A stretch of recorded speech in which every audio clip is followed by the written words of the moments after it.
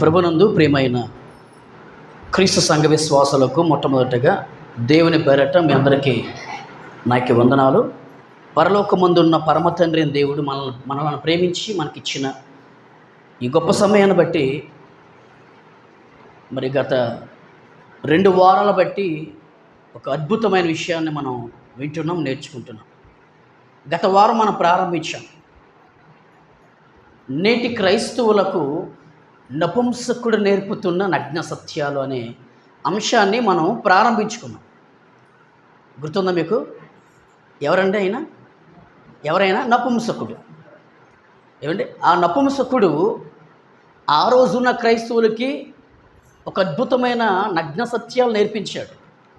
ఈ రోజున్న క్రైస్తవులకు కూడా, క్రైస్తవ బోధకులకు, క్రైస్తవ సేవకులకు, క్రైస్తవ స్వార్థికులకు, ఏమంటే నేను క్రీస్తును ఎరిగిన క్రైస్తవుడని అని ఎంతమంది అయితే చెప్పుకుంటున్నారో వారందరికీ కూడా నపుంసకుడు నగ్న సత్యాలు నేర్పించాడు. ఏమండి, నగ్న సత్యాలు అనే పదానికి కూడా గత వారం మీకు నేను అర్థం చెప్పడం జరిగింది. అవునా? నగ్న సత్యం అంటే అర్థం ఏంటి? ఏమండి, నగ్న సత్యం అనే పదానికి అర్థం ఏంటి? ఇంకా ఏ దాపరికము లేదు, పరిపూర్ణంగా, సంపూర్ణంగా, ఏమండి, సర్వసత్యము, సత్యమే చెప్తాడు తప్ప ఇంక అందులో ఇంకా దాపరికం అనేది ఉండదు. దానినే నగ్న సత్యము అంటారు. ఏమండి, ఆ నగ్న సత్యాల్లో మొదటిది మనం గత వారం నేర్చుకున్నాం. అవునా?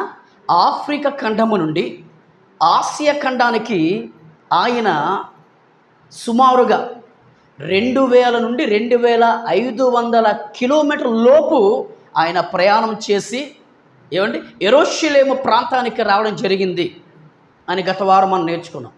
సుమారుగా ఆఫ్రికా నుండి ఆసియా ఖండానికి ఎన్ని కిలోమీటర్లు కూడా మీకు చెప్పడం జరిగింది. ఏమండి, సుమారుగా ఆఫ్రికా ఖండం నుండి ఆసియా ఖండానికి అనగా యెరూషలేము ప్రాంతానికి లేదా యెరూషలేము దేవాలయానికి వచ్చేసరికి ఎన్ని రోజులు పట్టింది? సుమారుగా 2 నెలల వ్యవధిలో ఆయన వచ్చాడు. ఏమండి, అంటే ఆఫ్రికా ఖండం నుండి యెరూషలేము ప్రాంతానికి వచ్చిన టైము ఎన్ని రోజులు? సుమారుగా 2 నెలలు పట్టింది. తక్కువ రోజుల చెప్పలేదు, తక్కువ రోజుల కాదు. సుమారుగా 2 నెలలు అంటే 60 రోజులు ప్రయాణం చేస్తాడు. ఏమంటే అంటే రథం మాత్రమే కాదు, సముద్ర ప్రయాణం చేశాడు పాపం ఆయన. ఏమంటే అరణ్య మార్గములో కూడా ప్రయాణం చేశాడు. తర్వాత రథం మీద కూడా ఆయన ప్రయాణం చేశాడు. ఖండాలు దాటి వచ్చినప్పుడు మరి సముద్రాలు అడ్డుతాయి కదా, మరి సముద్రాలు దాటే రావాలి. ఒక ఖండం నుండి ఒక ఖండానికి రావాలి అంటే, అవునా? ఆలోచించండి. ఇప్పుడు ఒక గ్రామం నుండి ఒక గ్రామంకు రావాలంటే అక్కడ సముద్రాలు ఉండవు. ఒక ప్రాంతం నుండి మరొక ప్రాంతానికి మనం వెళ్ళాలి అంటే సముద్రాలు ఉండవు. కానీ అప్పట్లో ఒక ఖండం నుండి మరొక ఖండానికి రావాలి అంటే సముద్ర ప్రయాణాలు. అటు నపుంసకుడు ఒక ప్రధానమంత్రి అనే స్థానంలో ఉంటూ కందాకే రాణి కింద ఒక మంత్రిగా ఆయన ఉద్యోగం చేస్తూ, ఏమండి, ఒక ఇశ్రాయేలీయుడిగా ఉంటూ సంవత్సరానికి ఎన్నిసార్లు వచ్చాడండి యెరూషలేముకి? 3 సార్లు వచ్చాడు. మర్చిపోతే ఎలా మరి? సంవత్సరానికి ఎన్నిసార్లు వచ్చాడు? 3 సార్లు వచ్చాడండి. దేనికి? ఆయన రాక పర్పస్ ఏంటి? ఆఫ్రికా ఖండం నుండి ఆసియా ఖండానికి ఒక నపుంసకుడు, ఏమండి, ఇటు ఆడా కాదు, అటు మగా కాదు, అటువంటి మధ్యరేఖములో ఉంటున్న ఆయన, ఏమండి, నేను తండ్రిని ఆరాధించాలి అనే ఒక పర్పస్తో ఆయన రావడం జరిగింది. ఎవరిని ఆరాధించాలి? దేవుణ్ణి. ఏమండి, దేవుణ్ణి నేను ఆరాధించాలి అనే ఒక పర్పస్, దేవుణ్ణి నేను ఆరాధించాలి అనే ఒక గురి, దేవుణ్ణి నేను ఆరాధించాలి అనే మంచి ప్రణాళిక, దేవుణ్ణి నేను ఆరాధించాలి అనే ఒక మంచి ఆలోచన ఒక నపుంసకుడికి ఉంది. ధర్మశాస్త్ర చట్టము కింద ఆయన ఉన్నాడు. ఆ ధర్మశాస్త్ర చట్టాన్ని చేయడానికి, ఏమండి, ముందడుగు వేశాడే తప్ప వెనకడుగు వెయ్యని ఒక అద్భుతమైన ఒక ఆత్మ సంబంధమైన వ్యక్తి ఈ నపుంసకుడు. అటువంటి నపుంసకుడు మరి అంత దూరం నుండి ప్రయాణం చేసి వచ్చాడంటే ఆయనలో నుండి ఆయన ప్రపంచ క్రైస్తవులకు నేర్పుతున్న నగ్న సత్యం, మొట్టమొదటి నగ్న సత్యం ఏంటండి అంటే ఆసక్తి అనేది గత వారం మీకు చెప్పడం జరిగింది. అమ్మా వినాలి ఏమండి? ఎటువంటి మనస్తత్వం అయింది, ఎటువంటి లక్షణం అయింది? ఆసక్తి అనే పదానికి అర్థమని చెప్పాను మీకు. శ్రద్ధ. ఆసక్తి అంటే శ్రద్ధ. నేను ఎలాగైనా వెళ్ళాలి, దేవుణ్ణి నేను ఆరాధించాలి అనుకోండి, అంతే. అంటే దీన్ని బట్టి మనకేం అర్థమవుతుందంటే మనకి కూడా దేవుణ్ణి ఆరాధించే విషయంలో ఆసక్తి కలిగి మనం ఉండాలి అనేది మనకు అర్థమవుతుంది. దేవుణ్ణి ఆరాధించే విషయంలో, దేవుణ్ణి ఘనపరిచే విషయంలో, దేవుణ్ణి మహిమపరిచే విషయంలో మనలో కూడా ఆ శ్రద్ధ మనకు ఉండాలి. ఆ శ్రద్ధ కలిగి ఉండాలి మనం అనేది మనకి నపుంసకుడు నేర్పిన మొట్టమొదటి నగ్న సత్యం. అర్థమైందో లేదా? మీరు మరి అంటే మామూలుగా మళ్ళీ మీకు జ్ఞాపకం చేయడానికి నేను ఆ పాయింట్ మీకు చెప్పడం జరిగింది. ఈరోజు రెండవ నగ్న సత్యం ఏంటో జాగ్రత్తగా విందాం. ఏమండి? జాగ్రత్తగా విందాం. ఇప్పుడు బాగా ఎవరండి, ఒక రాణి దగ్గర పనిచేస్తున్న వ్యక్తి, ఈయన ప్రధానమంత్రి. ఎవరు? నపుంసకుడు. మరి మంత్రి అయినప్పుడు ఈ మంత్రి యొక్క పని ఏంటి? రాణిగారి దగ్గర సలహాలు చెప్పండి, సలహాలు ఇవ్వడం. ఎవరికి? రాణికే. కందాకే అనే ప్రాంతానికి కందాకే అనే ప్రాంతానికి రాణి ఉంది. ఆ రాణి దగ్గర ఈయన మంత్రిగా పనిచేస్తున్నాడు, ఎన్నో సంవత్సరాలు బట్టి పనిచేస్తున్నాడు. ఏమంటే ఆమె యొక్క ధనాగారం అంతటి మీద కూడిన ఒక మంచి నమ్మకస్తుడు. ఎవరి? నపుంసకుడు. అటువంటి నపుంసకుడు సలహాలు సూచనలు ఇచ్చే పనిలో ఉండేవాడు. రాణిగారు ఏదైనా సలహాలు అడిగినప్పుడు, సూచనలు అడిగినప్పుడు సలహాలు ఇచ్చేవాడు ఇక నపుంసకుడు. అటువంటిది 2 నెలలు, బాగా వినండి, మరి ఆఫ్రికా నుండి ఆసియాకి వచ్చేసరికి ఎంత టైము? 2 నెలలు. మళ్ళీ ఇటు నుండి ఆసియా ఖండం నుండి మళ్ళీ ఆఫ్రికా ఖండానికి వెళ్ళడానికి మళ్ళీ ఎన్ని నెలలు? మొత్తం 4 నెలలు. ఈ 4 నెలలు ఒక మంత్రి రాణిగారి దగ్గర లేకపోతే రాణిగారికి ఇబ్బందా లేదా చెప్పండి. అవునా? రాణిగారికి ఎంత ఇబ్బంది మీరు ఆలోచించండి. కానీ బాగా వినండి, ఈ ఆసక్తి వినండి, జాగ్రత్తనండి. ఈ నపుంసకుడుకున్న ఆసక్తి ఏం చేసింది అంటే రాణిగారి యొక్క మనస్సుని మార్చేసింది. రాణిగారి దగ్గరికి వెళ్ళి ఈయన అడిగాడు, ఏమండి అమ్మా, నేను ఇస్రాయేలుని. ఎవరని? నేను ఒక ఇస్రాయేలుని. నేను ఇస్రాయేలుని కనుక నేను క్రైస్తవుని కాదు. అప్పుడు ఆయన క్రైస్తవుడు అవ్వలేదు. ఇంకా నేను ఇస్రాయేలుడిగా ఉన్నాను. ఇస్రాయేలీలకు ఒక చట్టం ఉంది. ఆ చట్టాన్ని మేము కంపల్సరీగా మేము పాటించాలి. అందుకే మా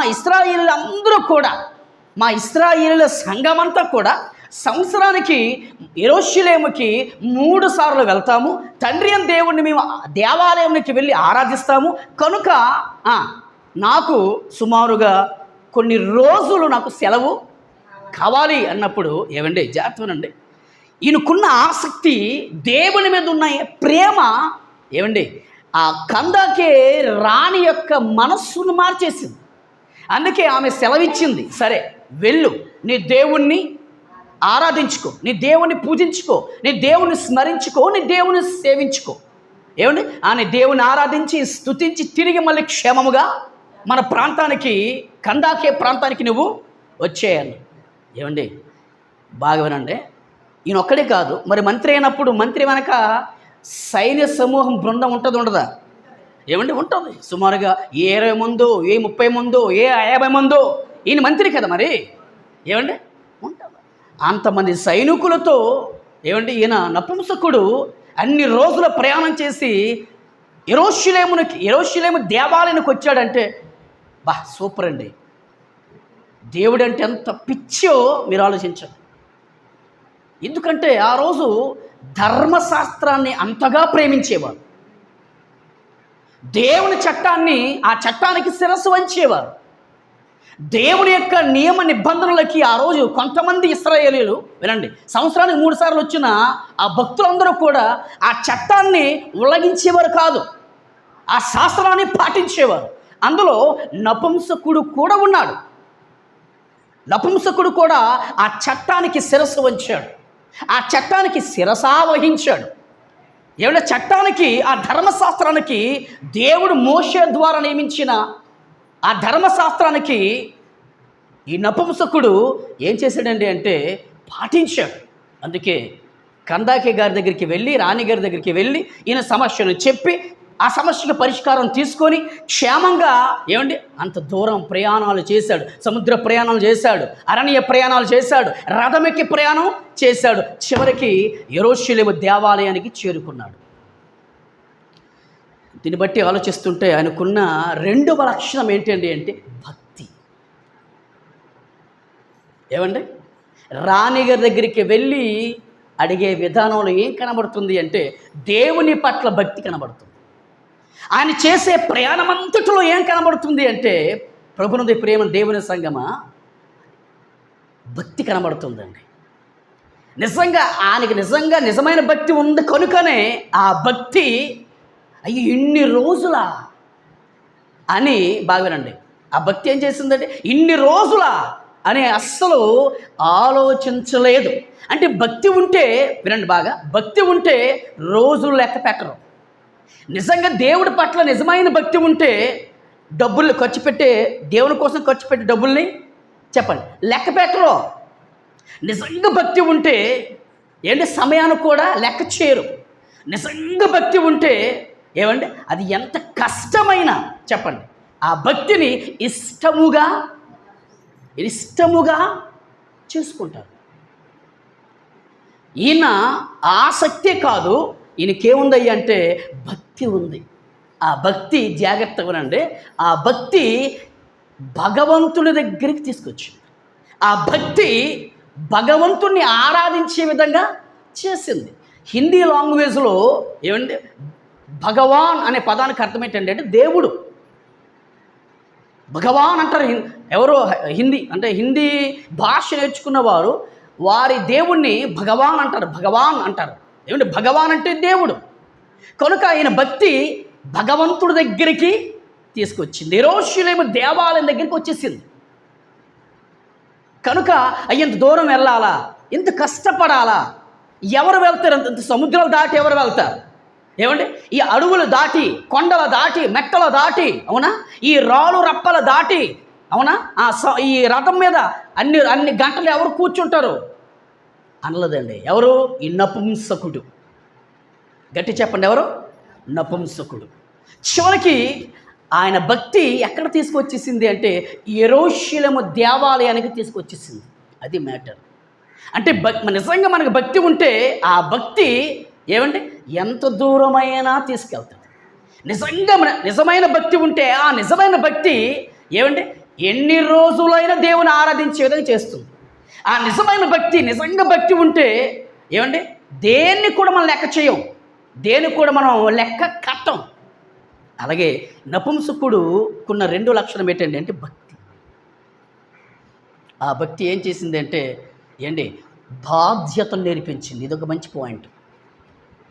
ఏం నేర్పించింది? గట్టి చెప్పండి, గట్టిగా. బాధ్యత. అంటే నిజంగా భక్తి ఉంటే ఏం నేర్పిస్తుంది మనకంటే బాధ్యత నేర్పిస్తుంది. ఏమండి ఆలోచించండి. ఇప్పుడు ఒక మంచి మాట చూద్దాం బైబిల్లో. చూడండి, యోబు గ్రంథము 4వ అధ్యాయము వచనం 6లో చూడండి, జాగ్రత్త వినండి. యోబు గ్రంథము 4వ అధ్యాయం ప్రియులారా, వచనము 6. నీ భక్తి నీకు ధైర్యము పుట్టింపదా అన్నాడు. చాలు. ఎవరి భక్తి? మీ అనలేదు, నీ భక్తి. ఇంతకీ ఎవరితో మాట్లాడుతున్నారు? ఎవరు ఈ మాట ఎవరికో చెప్తున్నట్టుగా అనిపిస్తుంది మనకి. నీ భక్తి అన్నాడు. ఎవరైనా అంటే తేమానీయుడైన ఎలీఫజ్. బాగా వినండి. ఎవరమ్మా? తేమానీయుడైన ఎలీఫజ్. ఈ ఎలీఫజు ఎవరు అంటే యోబు గారికి 4 స్నేహితులు ఉన్నారు. ఆ 4 స్నేహితుల్లో ఒక స్నేహితుడు ఈయన అంటున్నాడు, యోబు యోబు, ఇంత భయంకరమైన శోధనలో నువ్వు మండిపోతున్నావు, ఇంత భయంకరమైన శ్రమలలో నువ్వు కాలిపోతున్నావు. నీకొచ్చిన శోధన, నీకొచ్చిన శ్రమ ఏమంటే ఇంకెవరికి వచ్చినా వారు తట్టుకోలేరు, వారు నిలవలేరు. ఎందుకంటే నీకొచ్చిన శోధన మామూలు శోధన కాదు.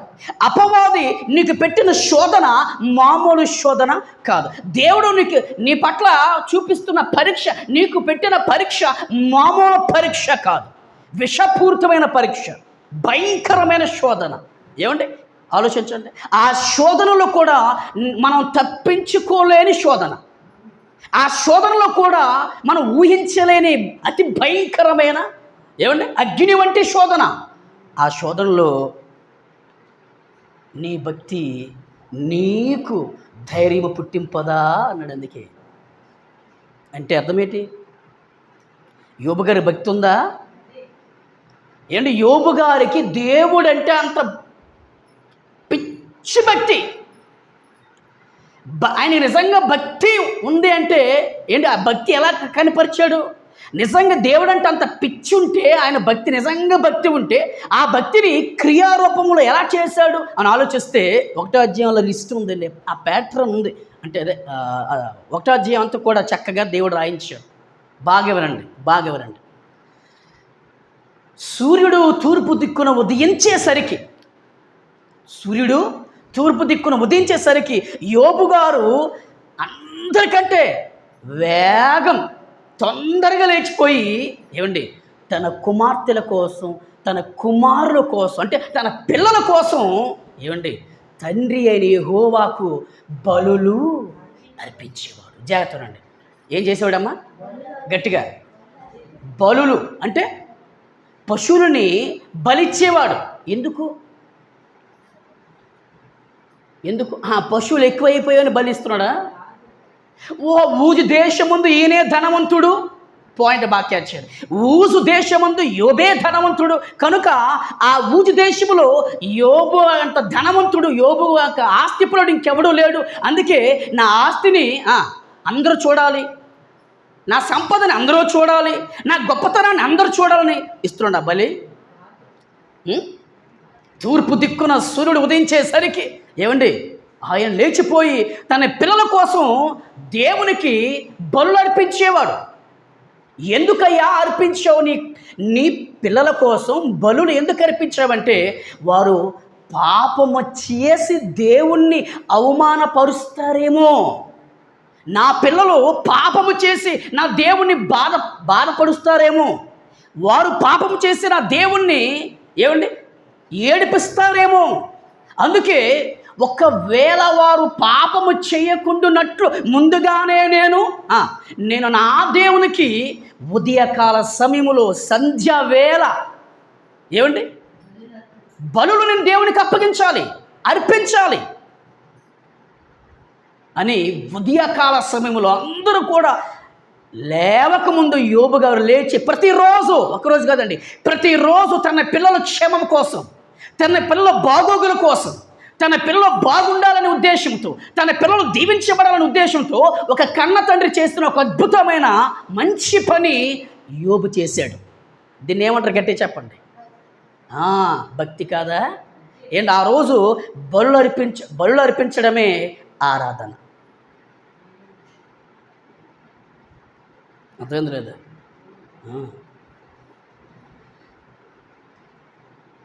కయ్యను బలి అర్పించాడు అంటే ఆరాధన చేశాడు. హేబేలు ఆరాధన, ఆయన వంతు అర్పణ దేవునికి అర్పించాడు, ఆరాధన చేశాడు. పాయింట్ బాగా క్యాచ్ చేయండి. ఏమండి కయ్యను ఆరాధన బాగోలేదు అంటే ఆయన ఇచ్చిన అర్పణ సరిగ్గా లేదు. హేబేలు ఇచ్చిన అర్పణ విశ్వాసంతో కూడుకునేది.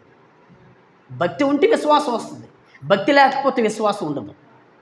మనసులో భక్తి ఉంటేనే అది విశ్వాసంగా తయారవుతుంది. ఆ విశ్వాసం క్రియలు చూపిస్తుంది అన్నమాట. క్రియ లేని విశ్వాసం మృతము అని బైబిల్ సెలవిచ్చింది యాకోబు గారు రాసిన పత్రికలో. ఏమండి? కనుక నీ భక్తి నీకు ధైర్యం పుట్టింపదా అన్నప్పుడు ఏమంటే నిజంగా యోబు, నీవు ఈ శోధనకు ముందు నీ పిల్లలు క్షేమముగా ఉండాలనే ఉద్దేశంతో వారు పాపము చేసి దేవుని కోపానికి, దేవుని ఉగ్రతకు బలైపోకుండా ఉండాలని ఒక కన్న తండ్రిగా నువ్వు చేసిన ఒక అద్భుతమైన పని మామూలు పని కాదు, అది భక్తితో కూడుకున్న పని. అనేక భక్తి ఉంది కనుక ఆ భక్తిని నీవు క్రియారూపములో చూపించావు. ప్రతిరోజు ప్రతిరోజు బలులు అని బైబిల్ సెలవిచ్చింది. బలి అనలేదు. బలి అంటే ఒక పశువే, బలులు అంటే చెప్పలేము. ఉదాహరణ ఏమండి, ఇప్పుడు ఒక మేక కొనుక్కున్నా, ఒక గొర్రె కొనినా, ఒక ఆవు కొనినా రేట్ ఎంత? ఉదాహరణకు పోనీ సుమారు ఒక 50,000 లోపు ఉండొచ్చు ఉదాహరణ. ఇప్పుడు ఆ యోబు గారు అర్పించినట్టుగా ఒకవేళ కానీ ఈరోజు ఉదాహరణ చెప్తున్నాడు, క్రైస్తవుడు కానీ ఒక పశువును కానీ, ఒక మేకను కానీ, ఒక ఆవును కానీ, ఒక గొర్రెలు కానీ ఉదయకాల సమయం లేచి ఒకవేళ బలులు అర్పిస్తే ఎన్ని వేల రూపాయలు ఖర్చు పెట్టాలి చెప్పండి. ఏమంటే పోనీ ఒక గొర్రెని తీసుకుందాం ఉదాహరణకు, ఒక గొర్రె తీసుకుందాం. ఒక గొర్రె విలువ రేటు ఒక 15,000, 20,000 అనుకుందాం. అటువంటి సుమారుగా ఒక 5 గొర్రెలు అనుకుందాం. ఏమండి మరి 5 గొర్రెలు ఎంత? 1,00,000 రూపాయలు. అంటే బాగా వినండి, యోబు గారు ఉదాహరణ చెప్తున్నాడు మీకు అర్థమయ్యే భాషలో. అంటే రోజుకి యోబు గారు అర్పించే బలులు విలువ 1,00,000 అయితే మరి నెల రోజులకి ఎంత అవుతుంది? 30 లక్షలు అవుతుంది. 30 లక్షలు విలువ చేసే విలువ కట్టే ఆ పశువులని ఈయన రోజు తన పిల్లలు బాగుండాలని, తన పిల్లల భవిష్యత్తు దీవించబడాలని ఉద్దేశముతో దేవుని మనసును గాయపరచకుండా ఉండాలని, వారు కూడా దేవుని మయంపరిచే ఒక కన్న తండ్రిగా యోబులాగా ఉండాలని ఉద్దేశంతో దేవుని మనస్సును సంతోషపరిచే కార్యక్రమాన్ని వేకుజాములు లేచి యోబు గారు బలులు అర్పిస్తున్నాడు. అంటే దీన్ని ఏమంటారయ్యా అంటే భక్తి. ఉదాహరణ పోనీ భక్తిగా లేదనుకోండి, ఈ అర్పణలు అర్పిస్తాడా? ఈ బలులు అర్పిస్తాడా? భక్తి ఉంది కనుకొనే చెప్పండి, భక్తి ఉంది కనుకొనే బలులు అర్పించాడు. అదే ఆ రోజు వర్షిప్, ఆరాధన. అర్థమైందా? ఈ రోజున్న ఆరాధన, అప్పట్లో ఉన్న ఆరాధన చాలా తేడా. అది భౌతిక సంబంధమైన ఆరాధన. కంటికి కనబడుతున్న ఒక పశువుని బలి ఇచ్చుటలో చెప్పండి, అది ఆరాధన.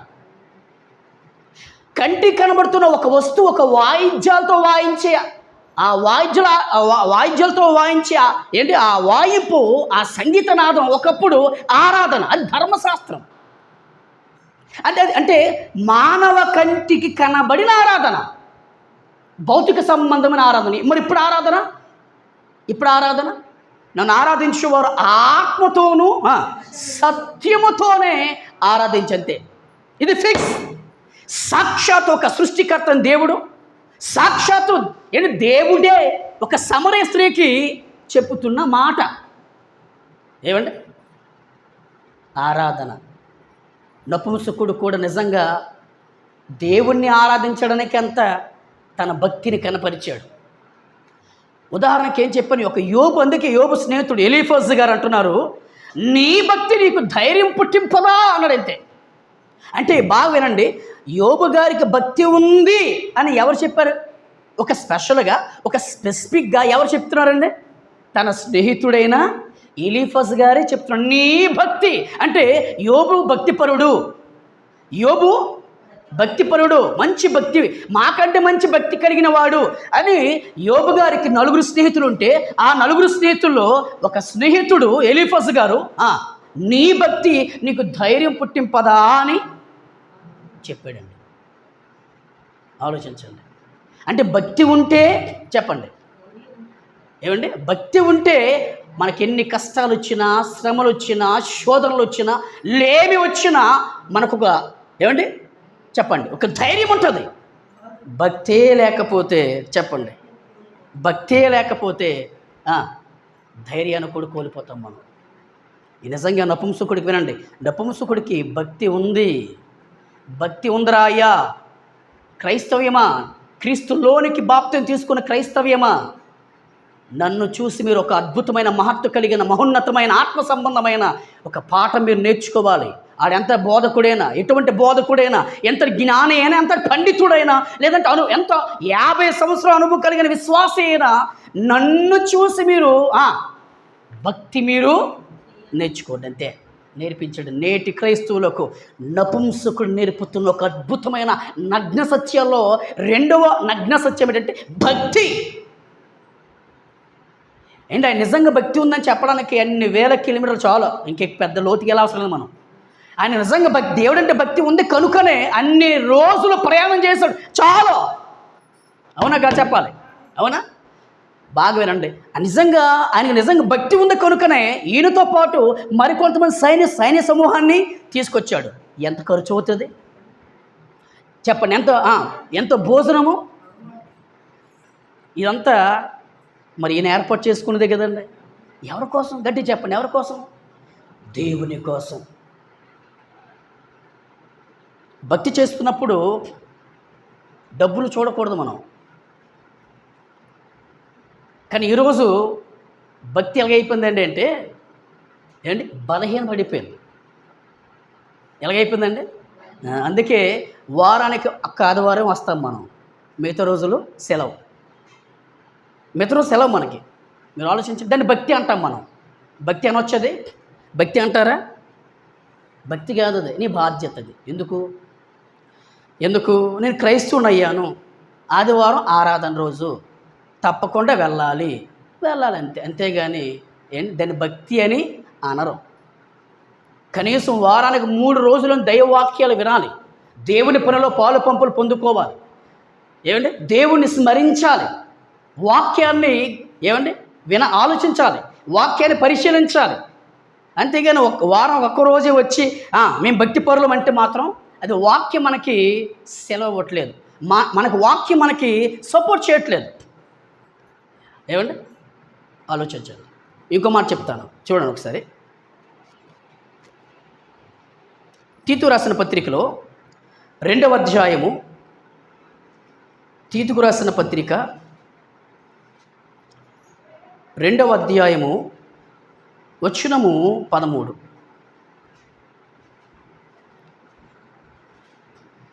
అనగా మహాదేవుడును, బాగుందా మాట? బాగుందా?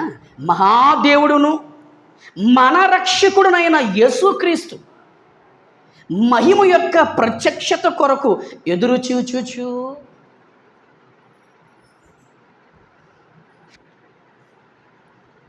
ఏమర్థమైంది? ఎవరి కోసం ఎదురు చూడాలి?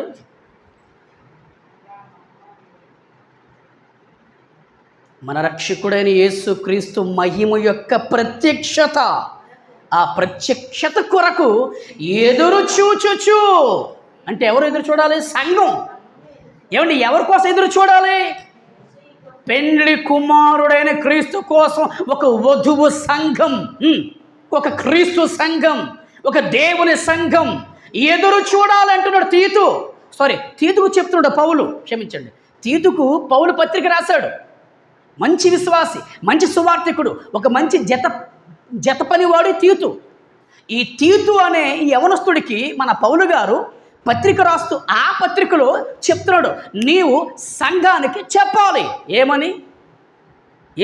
క్రీస్తు 2వ రాకడ ఆయన వస్తున్నాడే, వధువు సంఘముగా ఉన్న మనమందరము కూడా ఆయన 2వ రాకడ కొరకు, ఆయన ప్రత్యక్షత కొరకు, ఆయన మహిమ కొరకు, ఆయన రాక కొరకు ఎదురు చూడాలి అని చెబుతూ ఏం చెప్పాడు తెలిసంటే, చూడండి, ఈ లోకములో స్వస్థ బుద్ధితోనూ నీతితోనూ భక్తితోనూ బ్రతుకుచుండవలెను. బ్రతుకుచుండవలెనని మనకు బోధించుచున్నది. అది మ్యాటర్. చాలు ఈ రోజుకి. ఎలా బ్రతకాలని చెప్పాడండి దేవుడు? ఎలాగండి? ఈ లోకలు ఎలా బ్రతకాలి మనం? ఐశ్వర్యముతోనూ పేరు ప్రఖ్యాతులతోనూ బలగముతోనూ చెప్పాలా? ఈ లోకపరమైన చెత్త జ్ఞానముతోనూ దయ్యముల జ్ఞానముతోనూ రాజకీయముతోనూ బ్రతకాలా? ఎలా బ్రతకాలి మరి? స్వస్థ బుద్ధి అంటే అర్థం ఏంటి? మంచి బుద్ధితోను. 2 నీతి 3 భక్తితోనూ మనము బ్రతుకుచుండవలెనని దేవుడు తన పరిశుద్ధ గ్రంథములో మనకు బోధించుచున్నాడని తీతు గారికి పౌలు ఒక ఉత్తరం రాస్తూ, ఒక లేఖ రాస్తూ, ఒక పత్రిక రాస్తూ, నీవు చేస్తున్న పరిచర్యలో నువ్వు వెళ్తున్న సంఘానికి ఈ విషయాలన్నీ చెప్పు అన్నాడు. అంతే. ఎలా బ్రతకాల మనం? ఇందులో ఏముంది పాయింట్లో? భక్తి. ఏమండి? నీతి, స్వస్థ బుద్ధి, మంచి బుద్ధి, భక్తి, మనం బ్రతకాలి. ఏమండి? ఈ 3 లక్షణాలు నపుంసకుడిలో ఉన్నాయి. బాగా వినండి, వెళ్ళిపోదాం, ముగిస్తాను. నపుంసకుడిలో ఈ 3 గుణాలు ఉన్నాయి. స్వస్థ బుద్ధి ఉంది, మంచి బుద్ధి, నేను వెళ్ళాలి, నా దేవుని ఆరాధించాలి, మంచి బుద్ధి. నీతి అంటే తన ధర్మశాస్త్రానికి శిరస్సు వంచాడు, అది నీతి. నీతి అంటే ఏమనుకున్నారు మన బైబిల్ భాషలో? నీతి అంటే ఈరోజు మనందరం కూడా క్రొత్త నిబంధన మనకు నీతి అయితే, నూతన నిబంధన మనకు నీతి అయితే, ఏంటి సంఘానికి శిరస్సు క్రీస్తే అయితే, ఆ సంఘానికి ఏమంటే శరీరం మనమైతే, మనకు నీతి ఎవరంటే క్రీస్తు అయితే, మనకు నీతి ఎవరంటే క్రొత్త నిబంధన అయితే, మనకు నీతి ఎవరంటే నూతన నిబంధన అయితే, ఆ క్రొత్త నిబంధన అపోస్తుల బోధే నీతి అయితే, ఆ నీతిని మనమందరం కూడా ఏం చేయాలంటే ఆ నీతిలోనే బ్రతకాలి. లేదు, ఈ నీతే మాకొద్దు, ఈ క్రొత్త నిబంధన నీతే మాకొద్దు, ధర్మశాస్త్ర నీతే మాకు కావాలంటే నేను చెప్తున్నాను సీరియస్గా, యూట్యూబ్లో ఉన్న వారికి కూడా ధర్మశాస్త్రములు నీతే లేదు అని బైబిల్ సెలవిచ్చింది. ఎందుకంటే ధర్మశాస్త్రం పాఠం వచ్చినప్పుడు ఆ పదాలు మనకి, ఆ వాక్యాలు మనకు వస్తాయి. ఏం లేదండి ధర్మశాస్త్రంలో? నీతి లేదు. క్రొత్త నిబంధనలు ఏముంది? నీతి ఉంది. ఎందుకు? క్రీస్తు ద్వారా ప్రారంభమైంది నీతి.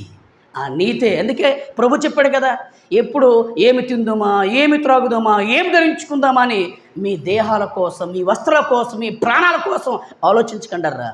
మొదట ఆయన నీతిని, ఆయన రాజ్యమును మొదట మీరు వెతకండి అని చెప్పాడు. ఏమని వెతకని చెప్పాడు? ఇదేని వెతకమని చెప్పాడు యేసు ప్రభు? నీతి. అంటే ఆ రోజు యూదులు, ఇశ్రాయేలు ఏమనుకున్నారంటే, ఇదేంటి యేసుక్రీస్తు వారు నీతిని వెతకమంటున్నాడేంటి? ఈయనకి సెన్స్ లేదా? ఈయనకి బుద్ధి లేదా? ఏమండి? ఎందుకు వెతకమంటున్నాడు నీతిని? ఏమి ఇప్పుడు ధర్మశాస్త్రమైన నీతి కింద మేము ఉన్నాం కదా, ఏమండి? ధర్మశాస్త్ర చట్టమైన నీతి కింద మేము ఉన్నాం కదా, మరి మేము నీతి తప్పేవా? నీతి తప్పిన వారు కామడుతున్నాం. ఎందుకంటే అక్కడ నీతి లేదు అసలు. నిజంగా అందులో నీతే ఉంటే యేసుక్రీస్తు వారి లోకానికి రానవసరం లేదు.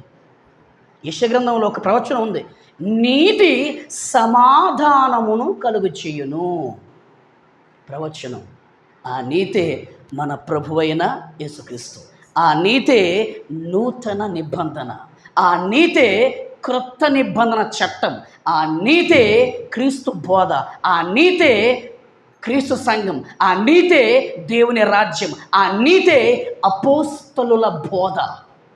అంతేగాని మేము ధర్మశాస్త్రం కింద ఉంటాము, ధర్మశాస్త్రం ఏం చెప్తే ఇంకా అదే చేస్తామంటే నువ్వెవడ చెప్పడానికి, నువ్వెవడ పాటించడానికి? నిజంగా నువ్వు నిజమైన క్రైస్తవుడు అయితే ధర్మశాస్త్రం ప్రక్కన ఎట్టేస్తావు. ఎందుకంటే ఆ ధర్మశాస్త్రాన్ని యేసయ్య కొట్టేశాడు. మరి యేసయ్య కొట్టేసినప్పుడు కొట్టివేయబడిన ఎక్స్పైర్ అయిపోయిన దాన్ని నువ్వెవడు పట్టుకోవడానికి, నువ్వెవడు దాన్ని ఆరాధించడానికి చెప్పాలి గట్టిగా, అవునా? ఎక్స్పైర్ అయిపోయిన మందును వేసుకుంటావా? చెప్పాలా? ఈ మెడిసిన్ ఎక్స్పైర్ అయిపోయింది అంటే అర్థమేంటి? ఆ డేటు అయిపోయింది, ఆ డేట్ దాటిపోయింది. అదే ఏం లేదు, ఇంట్లో తినే వస్తువు ఒక పెరుగు ప్యాకెట్ విషయంలోనే ఎంత ఎక్స్పైర్ చూస్తాం మనం. ఆ డేట్ ఉందా లేదా? ఆ డేట్ అయిపోతే భయం నీకు. ఆ డేట్ అయిపోతే నీకు అది విషంగా, ఆ పాయిజన్గా మారిపోతాయి. అది సిరపే సరే, టానికే కానీ, ట్యాబ్లెట్సే కానీ, లేకపోతే మనం తినే ఆహార పదార్థమే కానీ అది విషంగా మారిపోద్ది. ధర్మశాస్త్రం కూడా ఏమండి, ఆ ధర్మశాస్త్రం ఎక్స్పైర్ అయిపోయింది. ఎప్పుడు? యేసయ్య ఎప్పుడైతే వచ్చి కల్వరి శిలువ మీద చెప్పండి తన ప్రాణాన్నిచ్చి ఆ కల్వరి శిలువ మీద చచ్చిపోయాడో, రెండవ దానిని స్థిరపరచుటకు మొదటి దానిని ఆయన కొట్టివేశాడని హెబ్రీ గ్రంథకర్త హెబ్రీయులకు అనగా ఇశ్రాయేలుకి చాలా సీరియస్గా చెప్పేశాడు. ఓ ఇశ్రాయేలులారా, ఇంకా మీరు చెప్పండి పశువుల రక్తం ఇస్తాం, బలులు ఇస్తాం, అదే భక్తి అనుకుంటున్నారు, అదే ఆరాధన అనుకుంటున్నారు, అదే నీతి అనుకుంటున్నారు. కాదు, రెండవ దానిని అంటే క్రొత్త నిబంధన స్థిరపరచడానికి, క్రొత్త నిబంధనను హెచ్చించడానికి, క్రొత్త నిబంధన మీకు చూపించడానికి ఆ పాత నిబంధన అనగా ధర్మశాస్త్రాన్ని యేసుక్రీస్తు వారు తన మరణము ద్వారా చెప్పండి తన శిలువ మరణము ద్వారా ఆయన చిందించే రక్తము ద్వారా ఆ ధర్మశాస్త్రాన్ని కొట్టేశాడు. ఆ రెండవ దాన్ని స్థిరపరిచాడు. అదే క్రొత్త నిబంధన. ఏమండి మీకు అర్థమవుతుందా? లేదండి మేము ధర్మశాస్త్రం కింద ఉంటామంటే పోతారు అరకానికి.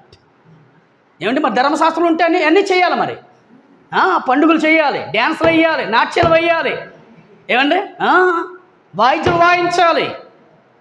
నిజమే. అదే క్రొత్త నిబంధనకు వస్తే ఇవే ఉండవు కదా. మరి దేవుడే కొట్టినప్పుడు, దేవుడు ప్రక్కన పెట్టేసినప్పుడు ఏమండి చెప్పాలి, ఈ క్రైస్తవ బోధకుడు ఎవడు, ఈ క్రైస్తవుడు ఎవరు?